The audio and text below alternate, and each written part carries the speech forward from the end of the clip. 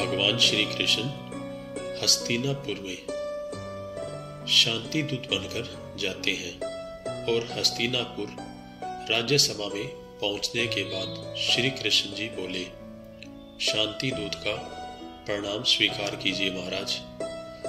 धृतराष्ट्र बोले, वासुदेव स्थान ग्रहण करके मेरी राज्यसभा का मान बढ़ाइए।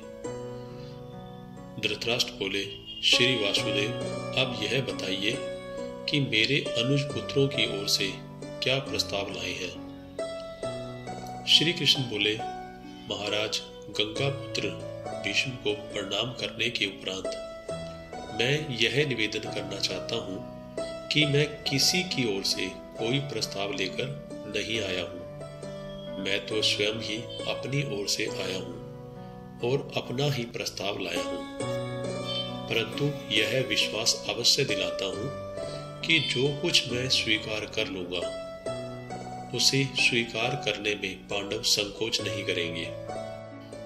हे महाराज, आप तो स्वयं ज्ञानी हैं और जानते हैं कि शांति कोई प्रस्ताव नहीं जिस पर वाद विवाद चले। शांति एक आवश्यकता है। युद्ध में पराजय तो एक की ही होती है, किंतु दोनों ही ओर से लड़ने वाले योद्धा वीर गति को प्राप्त होते हैं। इस राज्यसभा में गंगा पुत्र भीष्म जैसे ज्ञानी और महात्मा उपस्थित हैं। कृप और द्रोण जैसे आचार्य विराजमान है। योद्धाओं की भीड़ इस राज्यसभा में है।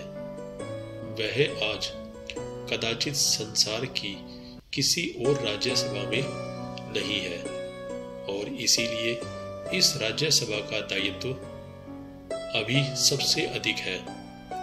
यदि युद्ध हुआ तो महात्मा और योद्धाओं का यह जमघट निसंदेह बिखर जाएगा। महाराज, यदि ऐसा हुआ तो इतिहास उन सारे आंसुओं का उत्तरदायी आपको ठहराएगा जो इस महायुद्ध के उपरांत बहाए जाएंगे। नरेश, आप भारत के वंशज हैं।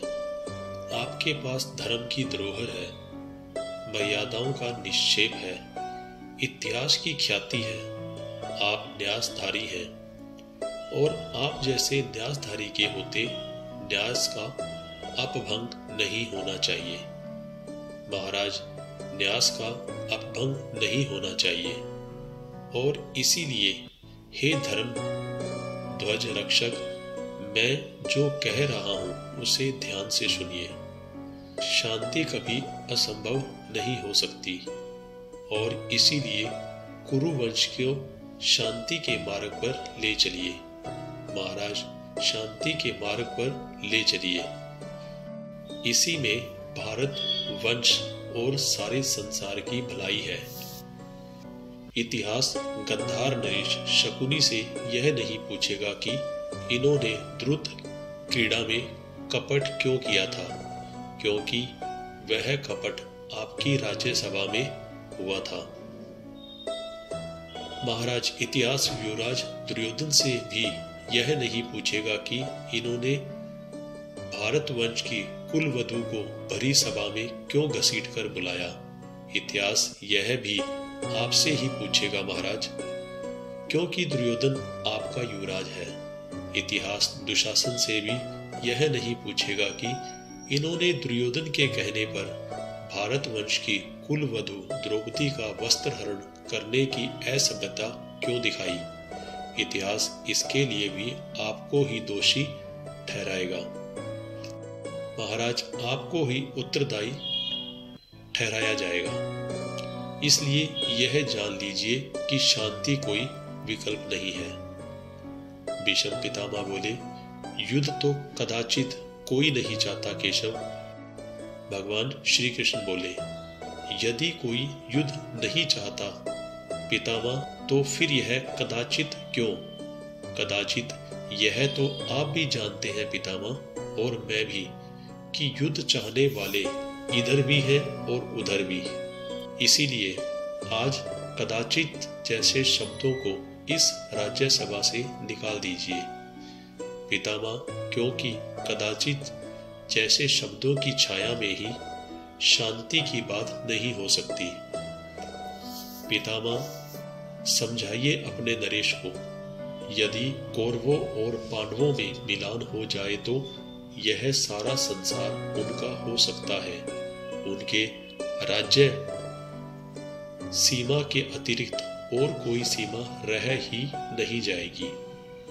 वासुदेव धृतराष्ट्र से बोले, किंतु यदि युद्ध हुआ महाराज तो आपके पास कुछ नहीं रह जाएगा, ना पुत्र और ना ही अनुज पुत्र। क्या पता किस किस के शव पर आपको रोना पड़े। क्या आपके पास किसी अनुज पुत्र का शव आए महाराज, तो क्या आप उसे शत्रु का शव मानकर किसी प्रकार का आनंद अनुभव कर पाएंगे? हे व्रत नरेश, इससे पहले कि आप प्राण त्यागे, अपने कुल को एकत्रित कीजिए। नरेश, अपने कुल को एकत्रित कीजिए। पांडव आपके स्नेह की छाया में पले बड़े हैं। आपके स्नेह और आशीर्वाद पर आज भी उनका उतना ही अधिकार होना चाहिए। इसलिए हे धर्म ध्वज रक्षक, इंद्रप्रस्थ लौटा दीजिए। तभी दुर्योधन बोला, वासुदेव, मुझे यह शांति प्रस्ताव स्वीकार नहीं है। भीष्म पितामह ने कहा, सोच तो लेते पुत्र। दुर्योधन बोला, इसमें सोचना क्या है? प्रण के अनुसार उन्हें 12 वर्ष की वनवास को स्वीकार कर लेना चाहिए था, और वह राज मांग रहे हैं। तभी गुरु द्रोणाचार्य बोले, अपनी नाथ की आवाज को धीमी करो दुर्योधन, धीमी करो। जैसे कुल्हाड़ी वृक्ष को काटकर गिरा देती है, वैसे ही व्यक्ति का कपट कुल्हाड़ी बनकर स्वयं उसे काट डालता है। और यह भी देखो वत्स, वासुदेव मित्र की भाषा बोल रहे हैं। दुर्योधन बोला, और मित्र की भाषा यह कह रही है कि मैं अपना आधा राज्य उन्हें दे दूं। मुझे शत्रुता की परिभाषा समझाइए पितामह। पितामह बोले, शत्रु वो है युवराज जो योद्धा को किसी अनुचित युद्ध के लिए भड़काता है। जो कुछ भी वासुदेव ने कहा वही धर्म है। दुर्योधन बोला, इंद्रप्रस्थ तुम्हें कभी नहीं दूंगा कुलगुरु। हाँ, यदि वासुदेव के पास कोई और प्रस्ताव हो तो मैं उस पर विचार कर सकता हूँ। कृष्ण जी बोले, आप दुर्योधन के शुभ चिंतक हैं। इसे समझाइए कि भारत वंश के भविष्य को इस नासमझ योद्धा की महत्वाकांक्षा पर बलि नहीं चढ़ाया जा सकता। और यदि प्रस्ताव का प्रश्न है तो युवराज, मेरे पास एक और भी प्रस्ताव है। यदि दुर्योधन इंद्रप्रस्थ रखना चाहते हैं महाराज तो अवश्य रखें।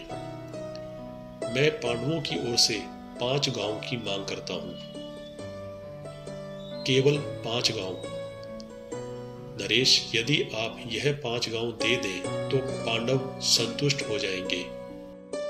5 गांव, वो भी उन पांडवों को मैं सुई की नोक के बराबर भी जगह नहीं दूंगा।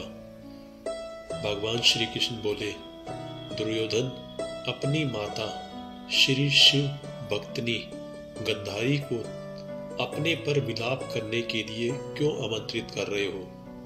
तभी दुर्योधन बोला, वासुदेव, यदि तुम दूत ना रहे होते तो मैं तुम्हारी यह कहने पर।